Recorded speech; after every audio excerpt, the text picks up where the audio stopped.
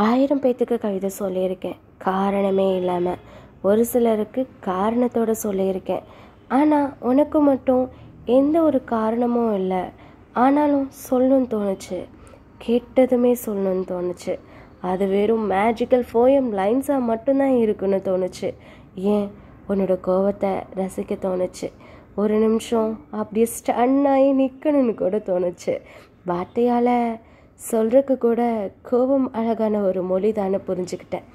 இருந்தாலும் ஒரு விஷயம் மட்டும் புரியல.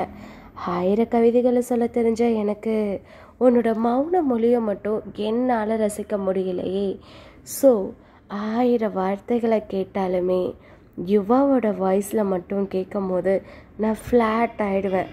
அதே மாதிரி ஒரு ஃபீல் உன்னோட பார்வையில் இருக்குன்னு தெரிஞ்சதுக்கப்புறமும் எப்படி மிஸ் பண்ணுவேன்? Because life is magical புக்லெட்டில்.